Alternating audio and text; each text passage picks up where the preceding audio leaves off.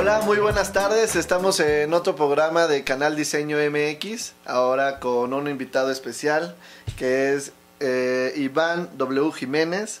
Por favor, él nos va a comentar un poquito de dónde estudió y qué es lo que ha hecho desde entonces. Gracias, Alejandro, por la invitación y Canal Diseño por recibirme. Pues yo soy diseñador gráfico, lo decidí desde muy joven, ¿no? Estudiar esta carrera. La verdad es que yo quería estudiar arquitectura porque era lo que conocía, pero ya una vez que hice esos estudios de vocación, pues resultó que apareció diseño gráfico y me pareció más divertido, ¿no? Más que divertido, más ad hoc a mis intereses. Okay. Entonces estudio en la UNAM, preparatoria, la licenciatura en diseño gráfico. Egreso de la UNAM y uno de mis primeros trabajos es diseñar en una revista. Me sentí bastante cómodo y me gustó. Mientras estabas estudiando empezaste a saliendo. Ya Digamos que mientras estudiaba trabajé en otras cosas que no tiene ningún sentido recordar, ¿no? Son esos trabajos que uno no pone jamás de su currículum, pero claro, que sirven para empezar a involucrarse pues en la economía familiar, ¿no? Por supuesto. Entonces, ¿Qué revista fue esta en la que empezaste? Fíjate que era una editorial que hacía una revista que se llamaba Sputnik, que en ese momento era muy importante, una revista sobre tecnología. Sí. Hacían otra que se llamaba Atomics, que todavía existe, ya más en plataforma digital. Y habían hecho una sociedad y iban a sacar otros títulos. Entonces hicieron una serie de entrevistas y yo me quedé para hacer un título que se llamaba WWW, para vivir en Internet. Estoy hablando de finales de los 90s. O sea, imagínate una revista de 64 páginas donde todo el contenido era pues, páginas web, ¿no?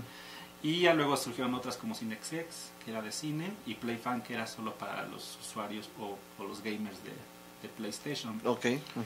Y ya de ahí pues, salto a TV Azteca y me contratan inmediatamente porque una de las labores era diseñar la revista interna.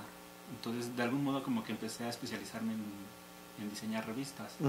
Ahí duré casi 5 años y en ese trayecto saco a la realidad un proyecto que ya tenía desde la escuela, que era una revista de diseño, ¿no? Y publicó NEO junto con Javier García, una revista de diseño dirigida a estudiantes. Y iba arrancando el proyecto, salió y en algún punto decidí independizarme y ya junto con María Romero pues fundamos Grupo Orma y desde entonces hemos hecho muchos proyectos, ¿no? Desde el 2005 que empezamos a trabajar juntos. Ahí sí ya me diversifico, ya no me especializo completamente en revistas, sino en tipo principalmente cultural, con pymes y con emprendedores. Creo que es un poco la línea que aquí ha tomado Grupo Orma. Y bueno, en el camino con la idea de querer hacer que el diseño para las pymes y los emprendedores sea un negocio, pues me metí una especialidad en creatividad y estrategia publicitaria en la escuela de diseño de Limba. Todo lo que aprendí ahí pues me sirvió bastante, pero a la postre me di cuenta también que en ese menester del marketing todo va evolucionando y es una cosa que hay que estar estudiando pues, casi cada 2 años, ¿no? Y actualizándose, ¿no? Oye, a diferencia de ti, a mí me pasó lo mismo. Yo iba a estudiar diseño gráfico y al final me decidí por arquitectura. Pero bueno, en cuanto a las revistas de NEO, que dices que fue una iniciativa con unos compañeros tuyos, ¿se basaron en alguna revista o tú la creaste y es que esto no existe y tiene que existir? No, sí, sí hay una base, pero a posterior. Es decir, primero surge como la idea de, oye, ¿por qué no hacemos una publicación interuniversitaria? ¿No? Es decir, en ese momento... Pero hablando de diseño gráfico sí, solamente. Diseño gráfico completamente, ¿no? Nada industrial, nada. Era el área que donde yo estudié y además donde está mi escuela, pues estábamos junto a los de arte, entonces nunca tuvimos un contacto con industrial y ningún otro diseño. Y era una revista interuniversitaria y al momento pues ya empezar a formar el proyecto, empieza la investigación que hay. Y había 5 revistas de diseño en ese entonces, ¿no? Valdría la pena mencionarlas, que es Lúdica, de Diseño, DX, A Diseño y Matiz. Que sí, he de reconocer que a mí me inspiró mucho y gran parte de la línea editorial y de diseño que imprimimos en NEO, pues está inspirada en Matiz, ¿no? Una revista completamente experimental. Okay. Después de que dices que empiezas a asociarte para Grupo Orma, ¿no? ¿Cuál es el trabajo que tú en Grupo Orma representa y cómo fue ese acercamiento para que tú llegaras o a crear, ¿no? Grupo Orma. Sí, pues con la revista Neo empezamos a hacer un ciclo de conferencias anuales, ¿no? Alrededor del diseño gráfico. Entonces la actividad era hacer conferencias sobre el diseño y a la par hacer talleres, ¿no? con diseñadores invitados. A veces trajimos de otros países, otras veces fueron solo de la Ciudad de México, u otras veces fueron del interior de la República, y se iba como campechaneando. Entonces, yo conozco a María Romero, ¿no? Por ahí del 2003, 2004, y ella como artista, yo como diseñador, pues intercambiamos ideas, y después en una de esas conversaciones fue, oye, ¿por qué no hacemos una escuela? ¿No? Una escuela juntos, donde reunamos arte y diseño. Y así fue como nació el Grupo Orma, como una escuela. Evidentemente no era una escuela tradicional, ¿no? Era una escuela en la que íbamos a combinar las dos disciplinas, pero la línea de formación era enseñar con el ejemplo, ¿no? O sea, enseñar a partir de lo que yo sé hacer, claro. ¿no? Era mucho el hacer. De ahí surge el nombre, ¿no? La idea era a ver cómo nos llamamos: ejemplo, plantilla, ¿no? Y ahí el libro de sinónimos nos fue llevando a la Orma, a la Orma, ¿no? Que al final Orma es, en esa etapa fue, tú ya traes algo de lo que tú eres, pero te falta ese pequeño ajuste para llegar a lo que realmente quieres ser, ¿no? Es decir, ya egresaste de la escuela, pero a lo mejor te falta algún curso de tipografía o de editorial o de cartel con lo que tú ya complementas y formas lo que realmente quieres construir. Y el proyecto del Grupo Orma fue evolucionando, es decir, después lo que hicimos es que en vez de dar cursos y talleres, pusimos proyectos reales con clientes reales, donde había un proyecto y abrimos una convocatoria para que sobre todo jóvenes participaran en ese proyecto. Entonces, a la vez de que aprendían, su trabajo se veía reflejado en un proyecto real y tenía salida, ¿no? Entonces ahí hacíamos una dinámica de sí capacitar, enseñar a la gente, pero a través de proyectos reales. Y eventualmente los proyectos reales se volvieron como el eje principal de Grupo Orma, de tal manera que ya la capacitación ya la dejamos a un lado. Es decir, ya solo lo hacemos si alguien nos invita o si alguien nos llama para que demos un curso. Pero ahorita nos enfocamos mucho a proyectos, como te decía, de culturales, de pymes o de emprendedores. Ok, muy bien. Oye, y ahorita que comentabas de que hacían como conferencias, a veces internacionales, de ponentes internacionales, ¿cómo escogían a las personas y cuál fue como el mayor ponente que tuvieron? Sí, mira, pues nosotros los escogíamos en gran medida o porque los conocíamos o porque son amigos de amigos, ¿no? En ese sentido, ya acercarse era como mucho más sencillo, y la posibilidad de que dijeran que sí, pues era mucho más sencillo. De los internacionales que trajimos el primer año, pues trajimos un estudio de Estados Unidos que se llama Modern Dog, ¿no? que hacen cartel, ellos están en Seattle, y eso fue como de los primeros internacionales. Junto con ellos trajimos a un japonés que se llama Junichi Tsuneoka, ¿no? Que vive en Estados Unidos, que esa fue la otra también. Estados Unidos se volvió como el principal surtidor por la cercanía y porque los costos de transporte se vuelven mucho más ligeros, ¿no? Trajimos de los más recientes por el tema de la tipografía, que es un tema que en México ya explotó y ahorita hay mucho talento haciendo tipografía. Trajimos a Christian Schwartz, que es un tipógrafo de Estados Unidos. Él, entre otras cosas, por ejemplo, pues diseñó la tipografía para el periódico The Guardian, ¿no? Su estudio, sí. ¿no? Ha hecho muchas tipografías para revistas en Estados Unidos. Y trajimos a un español, Andreu Valius, ¿no? Que él es tipógrafo catalán. Y fue como, él, de hecho creo que fue como de los más recientes, ¿no? que trajimos de otro país. Y de la República pues ha venido bastante gente, ¿no? Y estas conferencias, digo, ahorita, pues esto ya fue anteriormente, ¿no? No es tu rubro de trabajo ahorita, pero sí me gustaría que nos explicaras cómo era el mecanismo de financiamiento para eso, o sea, también como para la gente, diseñadores gráficos también, que se metan a lo editorial, que de repente cómo pueden tener también o generar algún otro tipo de ingreso que no sea el estar dentro de una revista o en una empresa, ¿no? Que obviamente están todos los que están como freelance, pero también o sea, que hay que conocer otro tipo de esquemas, ¿no? Claro. Si estas conferencias las cobraban por patrocinios, ¿y cómo lo hacían? Mira, el esquema con el que es el tradicional, con el que funcionaba es, organizamos un evento, traemos invitados importantes, trascendentales, y le asignamos un costo para ser parte del evento, ¿no? En el caso de las conferencias, pues poder asistir y escuchar todas las conferencias. En el caso de taller, pues tener un espacio y aprender algo de los invitados, ¿no? Okay. Pero en algún punto, por ejemplo, Andreu Valios, lo que hicimos es que invitamos a la Universidad de Londres a ser parte de esta visita. Entonces, lo que hizo la Universidad de Londres es que ellos pusieron, fueron patrocinadores de la visita de Andreu.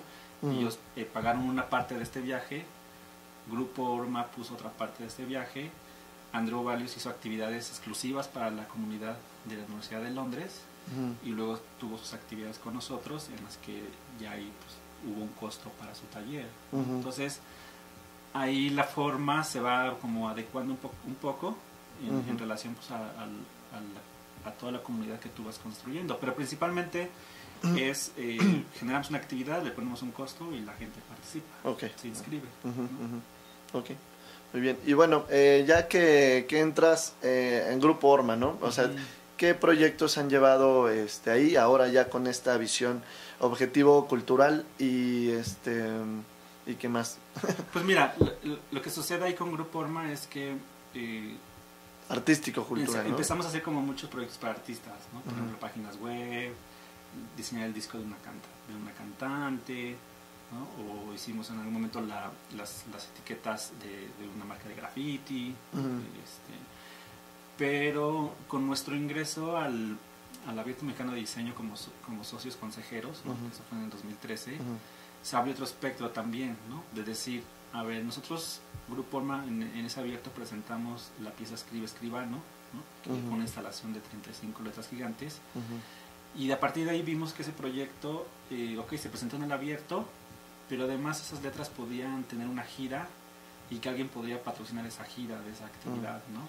¿Y cómo a quién se le ocurre hacer eso? O sea, ¿de dónde nace? Pues a partir de la convocatoria del abierto, que fue, a ver, nosotros tenemos que organizar, como consejeros tenemos que organizar una actividad, el tema es oficios, hay que proponer algo. Entonces, con los escribanos. María y yo nos sentamos y dijimos, ya lo tenemos, un homenaje a los escribanos de Santo Domingo. O sea, y ya con eso... Se nos están extinguiendo, ¿no?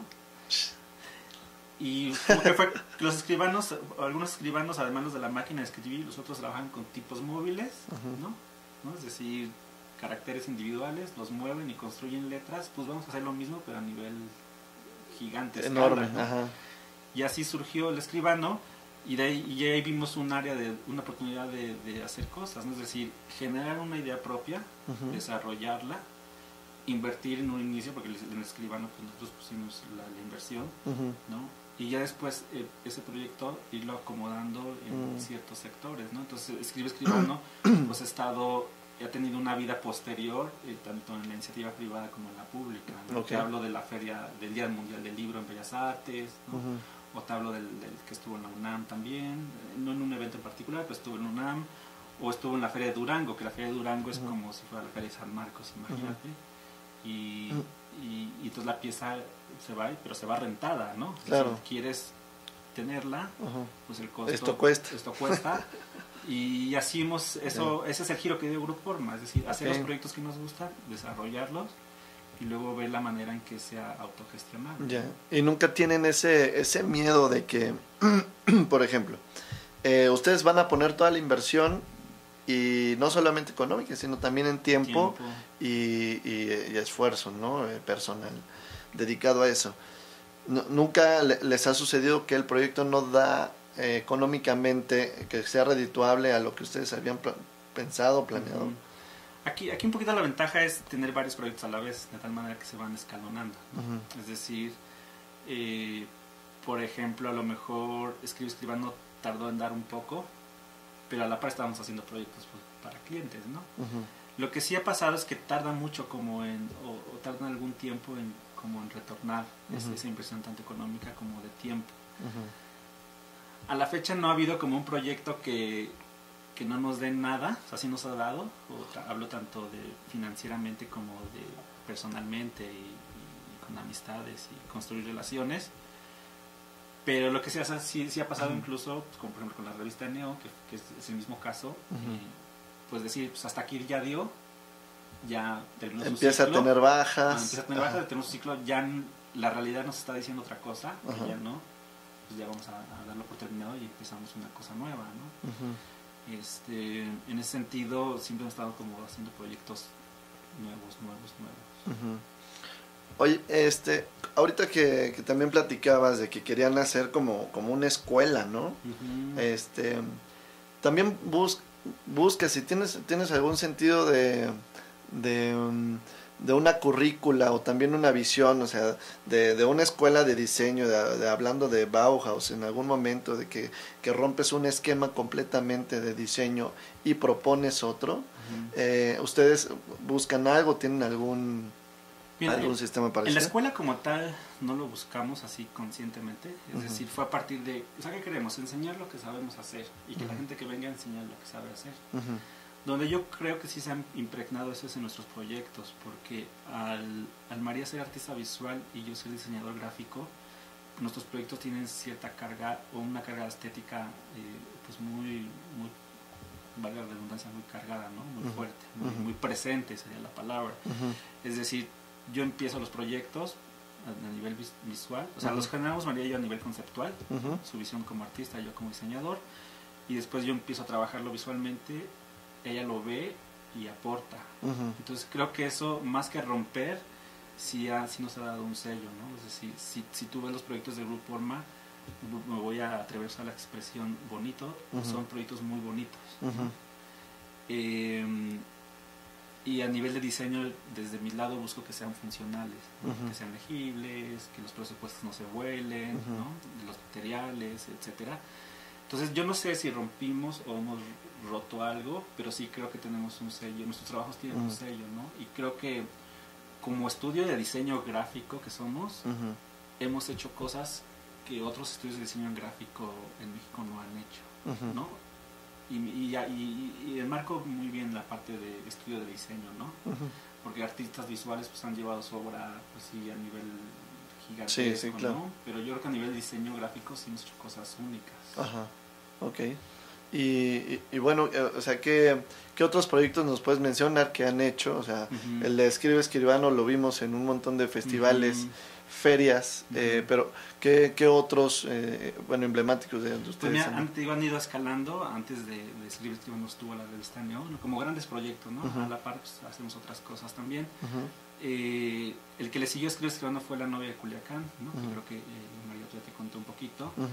Ese proyecto, por ejemplo, a lo mejor no tiene tanto ruido porque es un proyecto local de Culiacán, Sinaloa, ¿no? Es decir, toda la exposición que tiene pues desde allá, aquí en la Ciudad de México, pocos entenderíamos de qué se trata, ¿no? Pero el proyecto que le sigue a La Novia de Culiacán, o la que le siguió el Culiacán, pues es Comer y Beber en el Centro.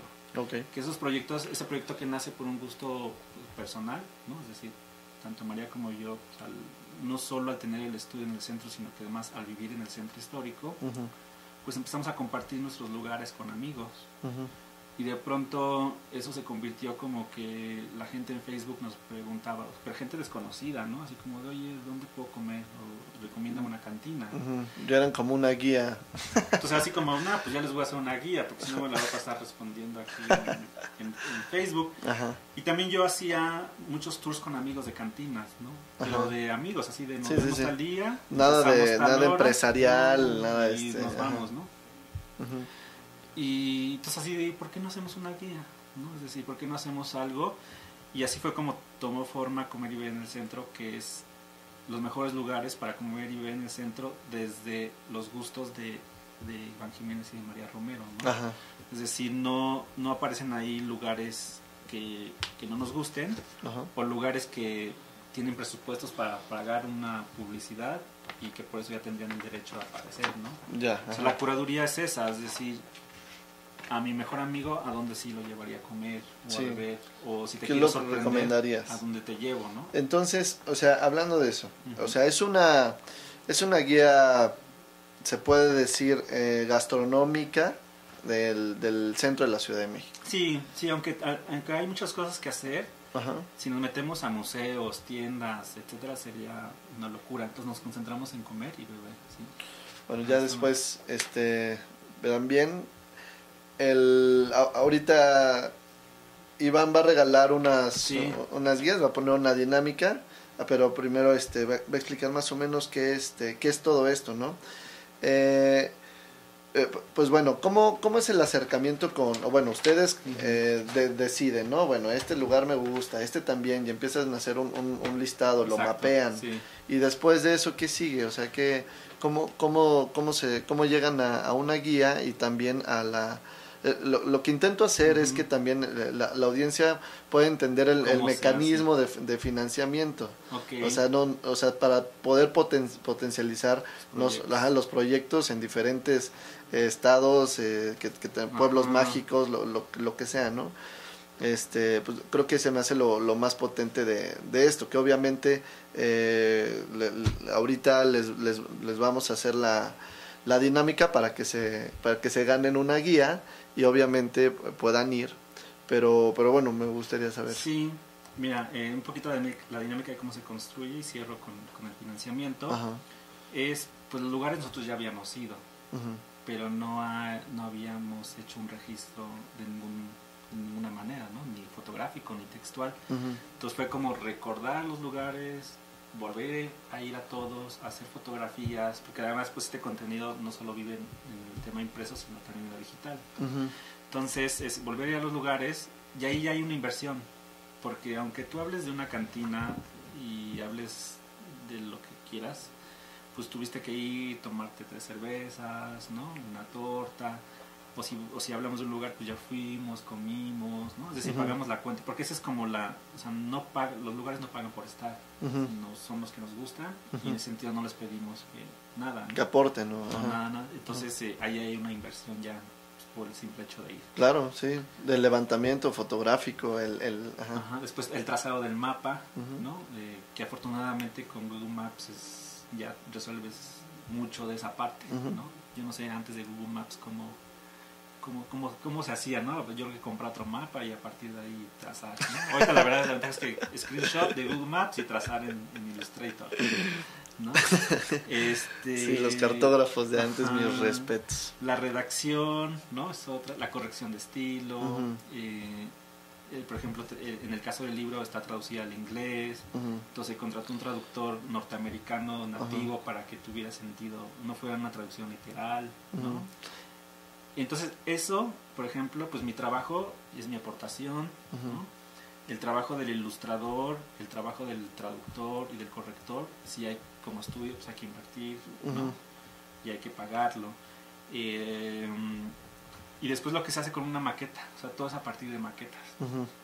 A partir de maquetas, pero sí es importante tener una fecha de salida, porque si no tienes una fecha de salida, te sujetas como si consigues o no el dinero, te puedes, uh-huh, llevar 5 o 6 años, ¿no? Uh-huh. Entonces ya con una maqueta salir a vender, pero nosotros ya teníamos fecha de salida, que era pues en octubre del año pasado. ¿Con cuántos ejemplares?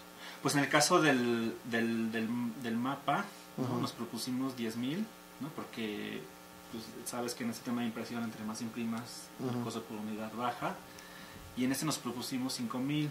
Pero ya con mercadotecnia buscaron Hay que buscar, ajá, nos salimos a buscar en anuncios, porque el esquema de esto es a través de anuncios, claro, ¿no? Uh-huh. Y pues salimos a buscar, cada vez iba acercando la fecha, no encontrábamos, pero nosotros teníamos que salir, entonces el plan B era, pues ni modo, con nuestro dinero, imprimirlo, ¿no? Afortunadamente conseguimos un, ajá, patrocinador, ¿no? A través de alianzas con gente que tenía contactos con marcas. Ajá. Que esa es la otra, nosotros como estudio no nos dedicamos a vender publicidad. Sí. Entonces también es como... Ustedes generan como la idea, ajá, pero no son la persona, como la mano operativa, exacto, que se dedica a estar haciendo marketing, sí, ¿no? Uh-huh. Entonces en ese caso pues se involucró Viridiana, Georgina, que se buscan, ¿no? Los patrocinios. Uh-huh. Y conseguimos un patrocinio, no sé si pueden decir aquí marcas, pero de Rosa Capa, uh-huh, y con eso se cubrió. Uh-huh. ¿No? Uh-huh. O sea, la verdad es que ese único patrocinio cubrió como la impresión o la producción de los mapas. Uh-huh. Es decir, nosotros como estudio pues nos quedamos en tablas, pero ya no tuvimos que meterle nuestro dinero.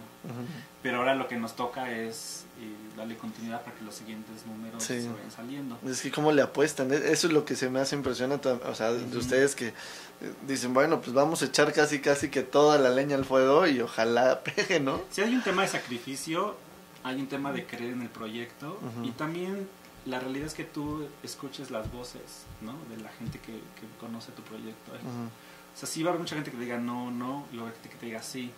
Yo soy de los que dice, escucha muy bien los que dicen que no, porque entonces tienes que... Pero ¿el por qué? No, nada más no, porque no. O sea, ¿cómo haces que ese no se convierta en un sí? Es decir, el primer no que tuvimos es, no, pues la gente ya no usa mapas impresos, ¿no? Sí. Ya todo es en celulares, ¿no? Entonces, la verdad es que le ha gustado mucho, o sea, como que incluso hasta la sorprende a gente que nos hayamos atrevido a hacer algo impreso cuando ya, incluso hasta ya todo está gratis en internet. Sí. Pero evidentemente pues esto sobrevive en una página web, en redes sociales, y ahorita ya en junio sacamos la app, ¿no? Es decir, esos no se convierten en como que, no, pues la app sí es necesaria, ¿no? Vamos a hacerla, ¿no? Entonces, y también al momento de vender la publicidad se vuelven como en herramientas, ¿no? Es decir, no solo está la versión impresa, sino que está en las redes sociales, está la app, está la página web. Entonces ahí es donde empieza a crecer la forma de financiar, ¿no? Porque habrá quien no pueda pagar un anuncio en el mapa, pero a lo mejor sí te puede pagar un post en Instagram, que pues, el costo puede ser menor. Sí, y pueden ser más, o sea, más posibles que pueden estar pagando cotidianamente, ¿no? Que esa es la otra cosa que quieres hacer énfasis en el financiamiento, muy importante que cada proyecto debe decidir. Decir, a ver, yo necesito 100 pesos. ¿Qué quiero? Buscarme 100 clientes o patrocinadores de $1, buscarme 2 de 50 o apuntarle a uno de 100, ¿no? Buscar 100 de $1 puede ser mucho más sencillo que te digan que sí, pero la tarea de buscar a 100 es mayor. Entonces, nosotros siempre hemos apostado a buscar 4 de 25, 2 de 50 y uno de 100, que irnos por los 100 de a peso, ¿no? Pero son decisiones que cada uno toma. En este tipo de proyectos funciona mucho mejor el 100 de $1, ¿no? Pero nosotros decidimos irnos por la más difícil. Entonces, pero son decisiones que cada uno va a tomar. Claro.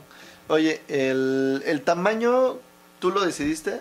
O sea, tenía que ser de bolsillo, supongo. Pues en el caso de los formatos impresos, pues está mucho sujeto a los estándares. Y los mismos proyectos te van diciendo qué hacer, ¿no? Es decir, hacer una guía turística, una guía de ciudad, pues tiene que ser pequeña.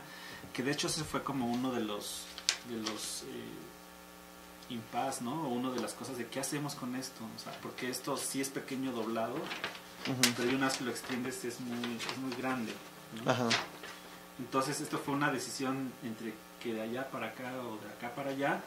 Al final se quedó en esto porque en costos pues producción es muy económico, ¿no? Ya si nos metemos a encuadernarlo, engraparlo o algún otro tipo de acabados, se encarece muchísimo.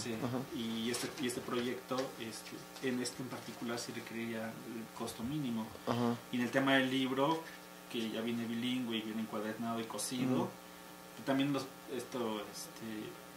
costó, pero ya imprimimos menos que ¿no? Entonces imprimimos 3,000 ejemplares a que que imprimimos 10,000. Pero de todos modos, estos se regalan y estos se venden. Estos se regalan, pero ya como en eventos muy especiales, y un porcentaje, un 20%, si se vende en el centro histórico. Porque justo cuando tú regalas, se agota, y no das como oportunidad a que otras personas puedan tener acceso, y personas que es turismo, que es principalmente el usuario de este proyecto, ¿no? Entonces, si nosotros regalamos un evento, pues todos los de la Ciudad de México se lo absorben, pero de pronto los turistas que vienen de fuera no tienen acceso a este documento que pues les es valioso. Entonces, una manera de controlar eso, pues a través de las tiendas, ¿no? Claro. Oye, y ya, o sea, tú como diseñador gráfico, te metes en todo, o sea, en el diseño editorial, en qué tamaño debe de ir la publicidad en el folleto, y también en la imagen de ilustración, o sea, como el tipo de personajes que se están poniendo hasta eso. Lo que sucede es que a mí me gusta mucho la edición, ¿no? De hecho, la revista de Neo no solo yo la diseñé, sino que la edité. Entonces, en ese sentido, yo por mi gusto y mi formación sí me involucro prácticamente en todo, ¿no? Es decir, cuando, por ejemplo, el caso de ese número que queríamos que fuera ilustrada, es una decisión que yo tomé, ¿no? ¿A quién va a ilustrar? ¿No? ¿Qué estilo? Pues sí tiene que ver primero con una parte que la parte técnica sea sencilla, ¿no? Es decir, que sean vectores para que se puedan ilustrar de manera más rápida, pero también el que sean vectores que se pueda escalar, que si un día queremos hacer una lona, los personajes se puedan escalar y se puedan imprimir. A que si la imagen se resuelve en Photoshop y ya queremos escalar, perdemos calidad, ¿no? Ese tipo de decisiones yo las tengo muy claras desde el principio. Sí, porque sabes que puedes cambiar de formato en cualquier momento y pues ya tienes que hacer todo el trabajo de nuevo. Entonces ya busco el ilustrador que me trabaje en vectores, que me trabaje planos y ya se hace la invitación, ¿no? para que lo haga. Pero por ejemplo en el caso de los textos hay un corrector de estilo que lee y sugiere, pero ahí yo ahorita por ejemplo considero que este tipo de proyectos lo deben escribir especialistas. Pero al esto hacer una guía con mis lugares favoritos, creo que adquiere completa validez de que yo lo escriba, ¿no? En otro caso tendría que ser alguien que escriba, que se dedique a escribir sobre comida, sobre gastronomía. Claro, ¿no? Pero creo que en este caso sí tenía sentido que yo personalmente fuera el que lo escribiera. Por ejemplo, en el caso de Neo yo no lo escribía completamente la revista, ¿no? Sí había un especialistas, equipo de colaboradores. De hecho, ¿no? Cada número se coeditaba, es decir, yo invitaba a un especialista en el tema para que juntos armáramos el índice. ¿No? Entonces sí me involucro, pero también tengo muy claro que zapatero a sus zapatos, ¿no? Claro. En el caso de Neo, del número de graffiti, pues yo invité a un grafitero para que juntos, o sea, si él proponía el contenido, pues claro. Y yo como ya tenía la visión de hacia dónde iba la revista, decía este sí, este no, ¿no? Sí. Oye, al tener como una propuesta de lugares que personalmente te gustan y también a tu socia, no se vuelve como una guía de comer y beber en el centro como muy de alguna escala de rango de edades, y no, o sea, pensando en que digo, la ilustración es demasiado atractiva, tanto que a cualquier persona le llama la atención y hasta a los niños, ¿no? Sí. Y hablando de los niños, o sea, yo no veo que haya algún restaurante infantil. No. Entonces, digo, ¿por qué no abrir a eso? O si está como muy cerrado, o por qué es de esta manera. Si pudiera estarlo, ahorita que lo dices infantil, te digo, si me recomiendan un restaurante infantil, híjole, pues no, ninguno, ¿no? Y pues también a lo mejor tiene que ver porque yo no tengo hijos, ¿no? Un poco para nosotros evitar eso que dices, lo dividimos por categorías, ¿no? Es decir, restaurante, cantina, bar, pulquería, cafetería, garnachas, tacos, tortas y postres. Y luego la otra categorización que hicimos fueron por precios, ¿no? Es decir, de los lugares que nos gustan, en cuál te vas a gastar 500 pesos y en cuál te vas a gastar 50 pesos. En ese sentido, sí abarca como, el parámetro es muy amplio, ¿no? Es decir, salen los tacos que te gastas 50 pesos hasta el Cardenal o el Mesón Castellano, ¿no? O el Danubio, donde te gastas 500 pesos por persona. Pero son lugares que a nosotros, en ese sentido, creo que nuestro gusto o mi gusto sí es muy amplio, ¿no? Y entiendo que puede pasar que a lo mejor, bueno, pues a mí solo me gusta la comida gourmet y pues haces una guía gourmet, ¿no? Pero en ese sentido, pues la guía se te da rangos de 50 hasta 500 pesos por persona.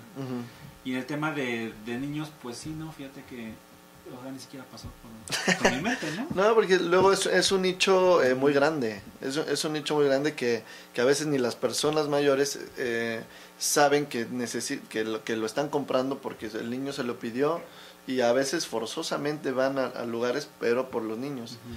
Y en el centro, pues muchísima gente va con niños, ¿no? Que ahí lo que pasa, que la gente o los negocios que atienden a este público son cadenas, ¿no? Entonces, por ejemplo, ahí nosotros tratamos de evitar meter cadenas, algo que nos guste, claro. ¿no? En este caso no sucede, ninguna de las cadenas que están en el centro histórico nos gusta, ¿no? Sí. Si acaso del Salón Corona. Que sí, ahora ya puedes decir que es cadena porque tiene sucursales. ¿Cuántos ¿no? ya tiene ahí? Pues en el centro sí tiene unos 6 y ha tenido, pues creo que con Reforma tenía uno y creo que de hecho en la zona rosa hay otro, pero que en origen pues no lo fue así, ¿no? Sí. Bueno, supongo que todos, cosas como Sanborns en origen no fueron cadenas, pero ahora lo son, ¿no? Sí. Entonces, pues a nosotros el Corona nos tocó cuando estaba el de Bolívar, nada más, ¿no? Entonces, en ese sentido, de hecho, a mí cuando me preguntan del Corona, yo les digo, ve al de Bolívar. No recomiendo los otros porque ni siquiera me gustan, ¿no? Ajá. El de Bolívar es el original. Es el original y ya, hay que ir a ese. Sí. Igual que el Sanborns, ¿no? Hay que ir a los azulejos y ya. Es otro soy que, pues sí, tienes que ir porque es un edificio del siglo tal y los murales, tal. O sea, sí es una visita obligatoria, ¿no? Sí, claro. A los azulejos. Oye, y bueno, también hablando como un tema de globalización, que en realidad es lo que funciona, lo que está pasando en el centro histórico, hablando específicamente de la Avenida Madero, ¿no? Que se ha vuelto un eje transitorio turístico, pero también lleno de cadenas transnacionales y tiendas transnacionales. ¿Qué opinas de esto que está, pues que ha sucedido de 10 años para acá? Y qué pasa también con los buenos restaurantes que existían ahí, que se quitaron por las cadenas, y que puede que empiece a seguir sucediendo con los que existen ahorita. Pues también la que le llaman la gentrificación, ¿no? Sí. También. Mira, yo tengo viviendo en el centro histórico 14 años. Entonces yo te puedo hablar que cuando yo llegué en el centro y los primeros 3-4 años, si a las 10 de la noche yo quería cenar algo, no había más que tacos.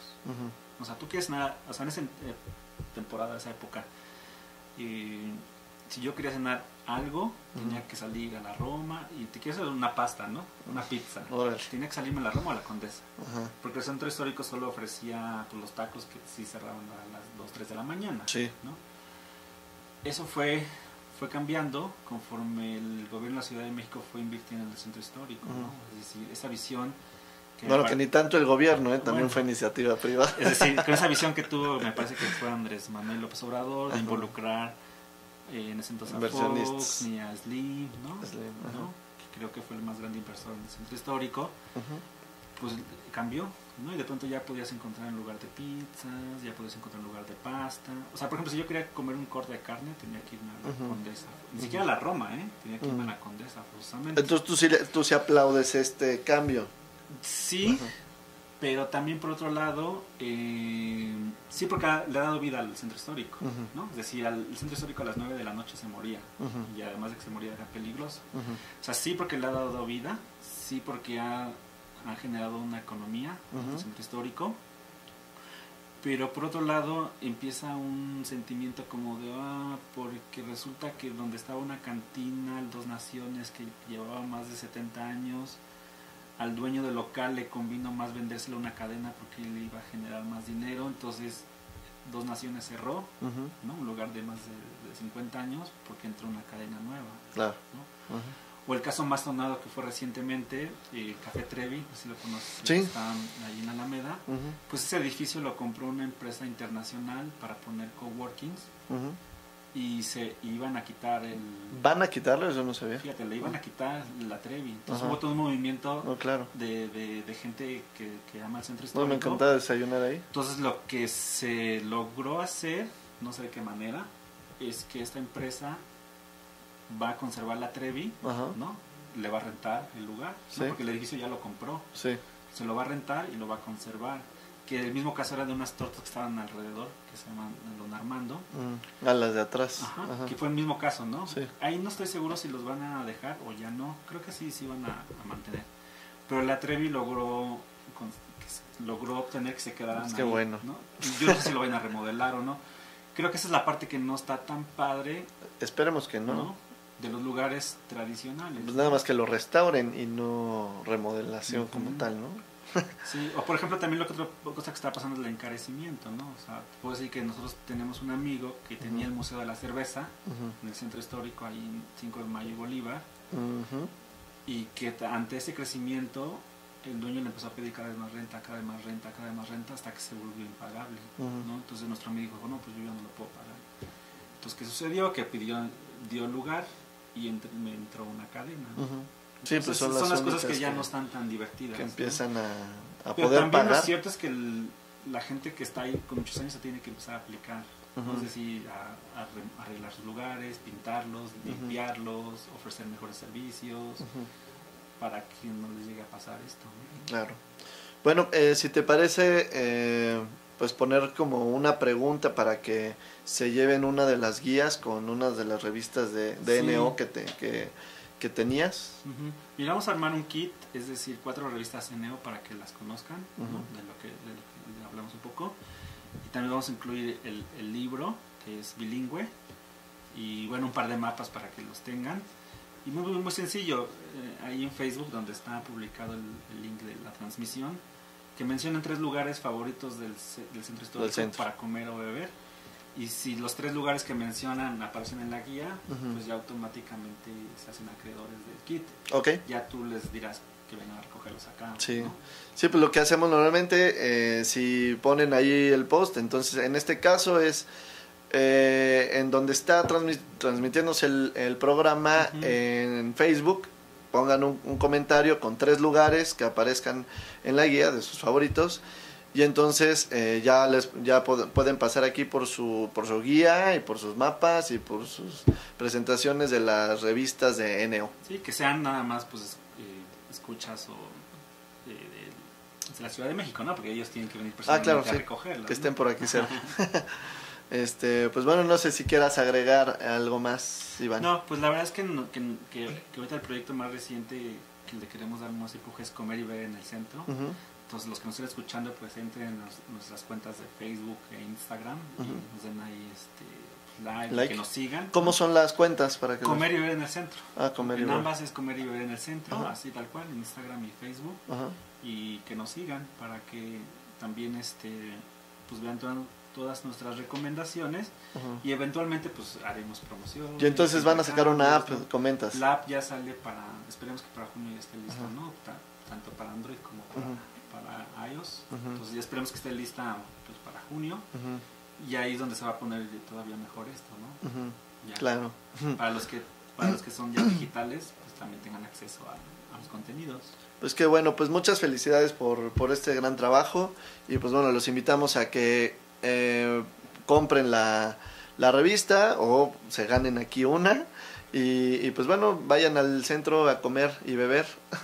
Y pues bueno, pues muchas gracias a ti, Iván, por venir al programa. Cuando quieras, está aquí abiertas las puertas. Gracias. Y pues bueno, nos vemos la próxima semana aquí en otro programa de Canal Diseño MX.